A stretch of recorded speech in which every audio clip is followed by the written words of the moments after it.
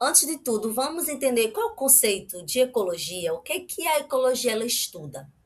A ecologia é a área da biologia que estuda as interações dos seres vivos entre si, mas também essas interações dos seres vivos com o ambiente em que eles vivem. O termo ecologia ele foi criado, em 1879 pelo naturalista Ernest Haeckel, né?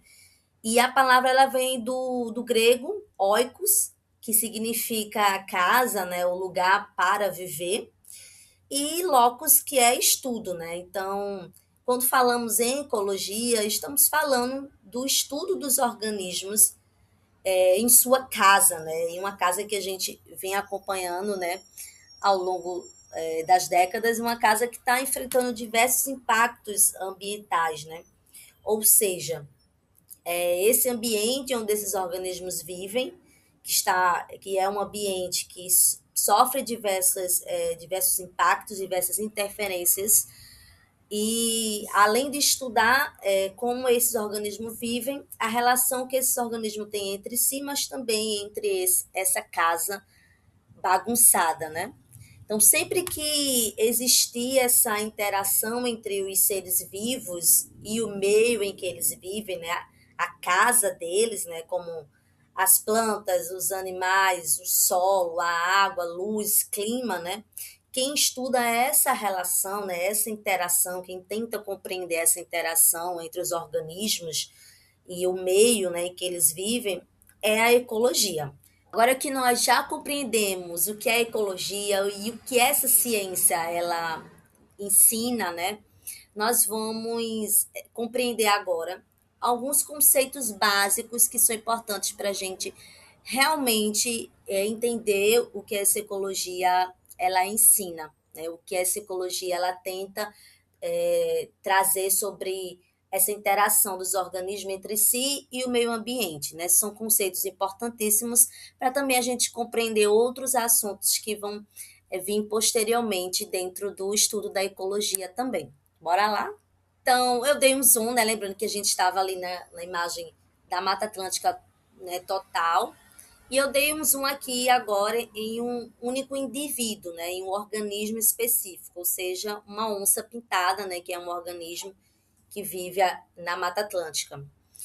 Em ecologia, nós chamamos esse indivíduo, esse organismo, né, único, de espécime. Agora, se nessa área, né, existissem várias onças pintadas, né, organismos semelhantes, né, entre si, capazes de se reproduzirem entre si, nós chamamos esse conjunto de espécie. Esses dois conceitos são bem importantes para a gente compreender, porque muitas vezes a gente acaba trocando, né? Quando eu falo de espécime, eu estou falando de o estudo de um organismo, né? De um indivíduo único.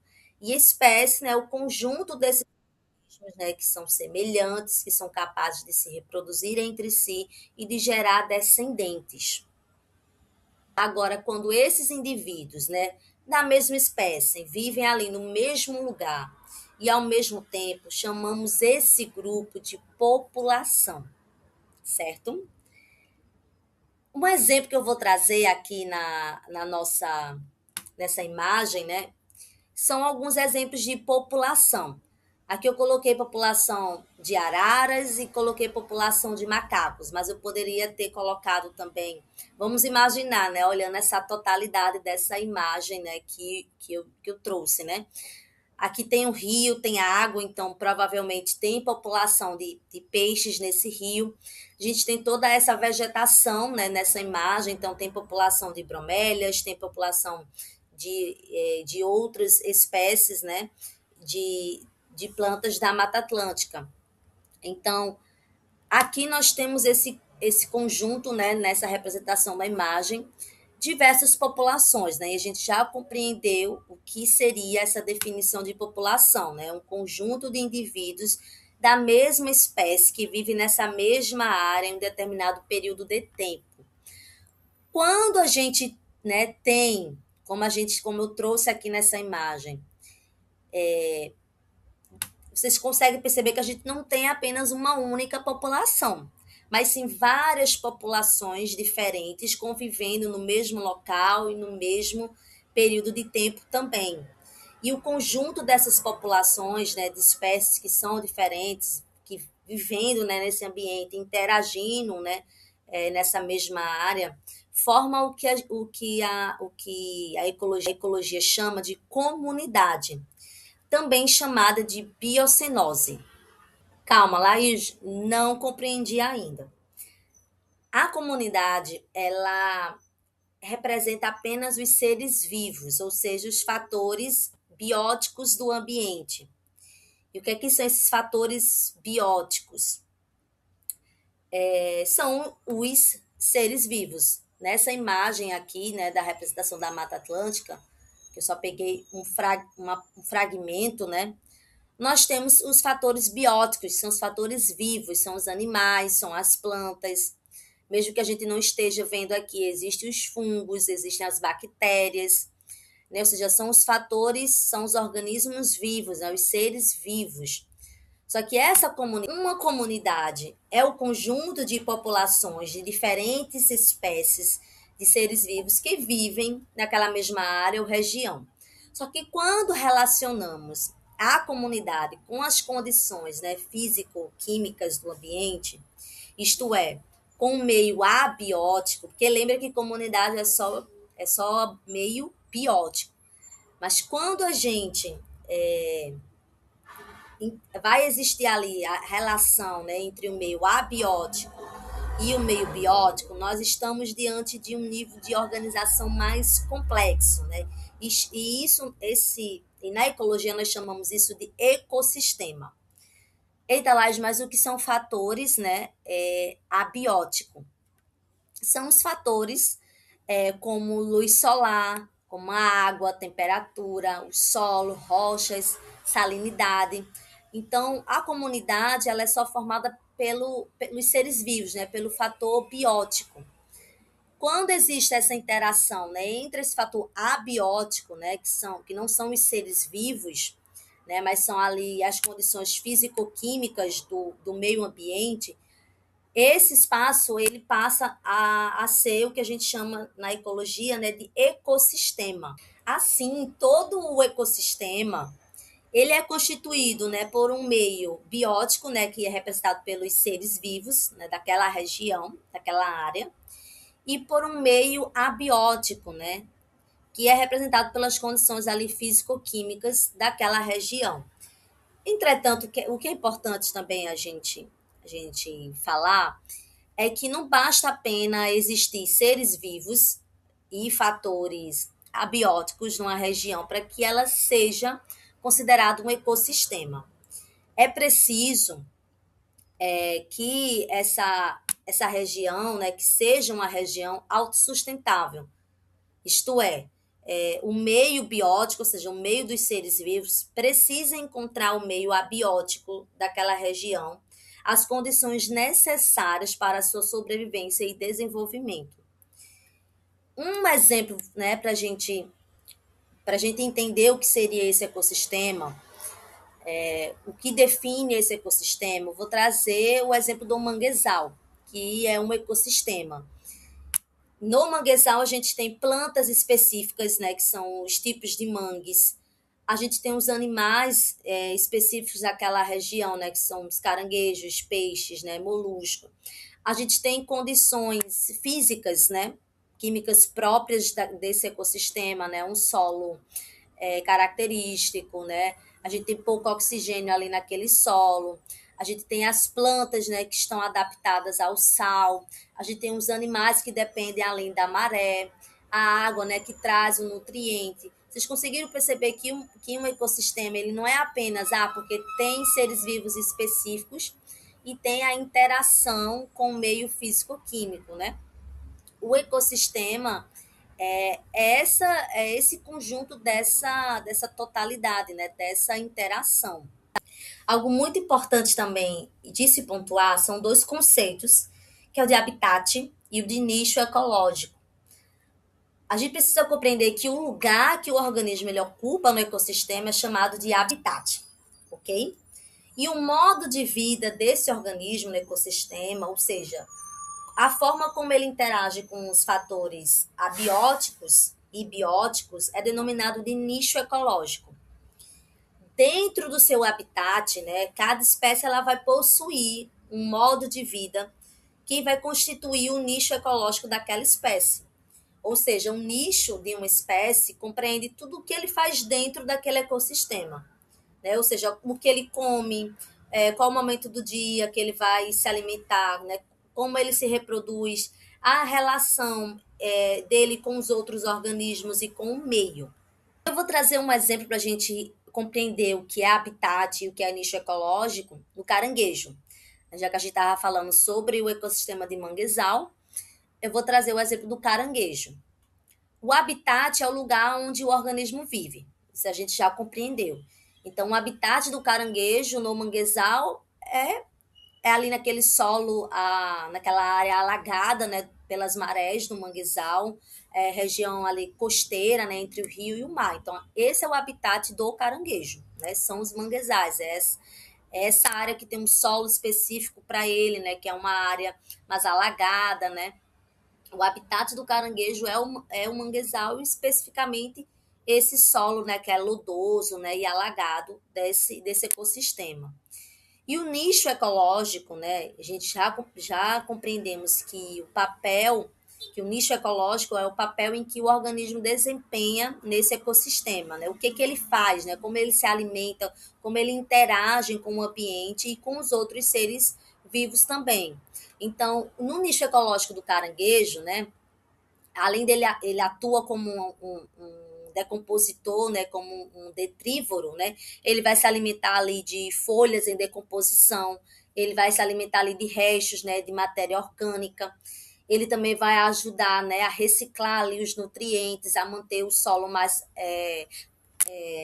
oxigenado, né, ao cavar ali as tocas, né, mas ele serve de alimentos para aves, para peixes, né, outros animais. Então, vocês conseguiram perceber a diferença do que é um habitat e um nicho ecológico, né?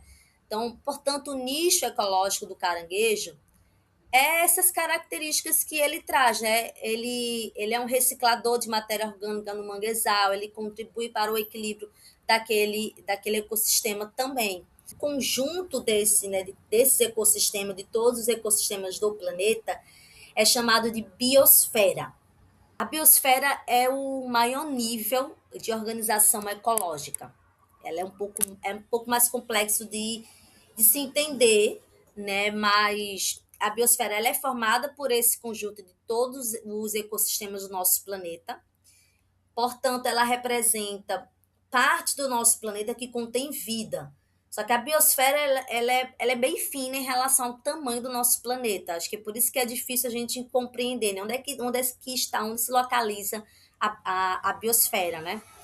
Ela não fica em um único lugar, mas ela fica na camada global da Terra, né? Onde existe vida, onde existe ar, água, solo, né? Desde as profundezas dos oceanos até as altas montanhas, sendo que essa biosfera ela é uma fina faixa, né? Cerca de 13, né, a 20 quilômetros de espessura, que vai interagir, né, entre a atmosfera, a hidrosfera e a litosfera, para sustentar ali os seres vivos, né, os organismos. Só que muitas vezes encontramos na biosfera, que a gente já compreendeu o que é biosfera e o que é ecossistema, entre esses ecossistemas, né, existem regiões de transição entre si. E essas regiões nós chamamos de ecótono. No ecótono, né, encontramos espécies características dos ecossistemas que são vizinhos, bem como também espécies que são exclusivas, né, do ecótono. Eu costumo dizer, né, que os ecótonos, né, são laboratórios evolutivos, porque neles podem surgir novas espécies, mas também podem coexistir espécies diferentes, de ecossistemas diferentes, né? Os ecótonos são extremamente sensíveis às mudanças climáticas. É importante também pontuar isso, né? Porque são áreas de transições, né? Entre os ecossistemas, entre os biomas. mas também funcionam como corredores ecológicos, né, para a migração também de animais. Vou trazer dois exemplos, né, de ecótonos dessa região de transição, né? Por exemplo, um ótimo exemplo de ecótono e de região de transição é entre a Amazônia e a Caatinga. Entre ali a região, né, do Maranhão e do Piauí, a gente tem a Mata dos Cocais, né, que é um ecótono brasileiro, né, clássico, que é icônico, né, lá na Mata dos Cocais, né, nesse espaço de transição a gente vai encontrar desde as palmeiras babaçus, né, que é a palmeira predominante nessa área, e até, né, típica dessa transição, e até a gente encontra onças pintadas, né, e araras azuis, por exemplo, convivendo nesse mesmo espaço, ou seja, um exemplo de ecótono, né, de área de transição entre a Amazônia e a Caatinga seria as matas dos cocais. E já que eu falei sobre bioma, né, o que seria um bioma? O bioma é um conjunto de diferentes ecossistemas em um determinado local com características específicas, né? O bioma ele não é um lugar específico, né? O bioma é uma região imensa do planeta. E o bioma ele tem algumas características, né? Como um clima predominante, um tipo de solo, uma vegetação dominante, uma fauna típica e principalmente, né, ele vai agrupar vários ecossistemas diferentes, mas que são parecidos, né, que têm características entre si. Quero que vocês olhem para essas imagens, né, que eu trouxe. Pode pausar o vídeo e tentem identificar características, né? O que caracteriza, né, o bioma da Amazônia. Só olhando para essa imagem, né? O que caracteriza o bioma do Cerrado, da Caatinga. Só de olhar a imagem, a gente já consegue observar características únicas, exclusivas daquela região. E é isso que caracteriza o que é um bioma. Por exemplo, na Amazônia, a gente, observando aqui na imagem, a gente consegue ver uma vegetação densa, né, com árvores altas, folhas largas, né, uma fauna assim, uma fauna e flora, né, extremamente diversa, né? Apesar que o bioma da Amazônia ele apresenta um clima quente e úmido, né, com chuvas abundantes ao longo do ano.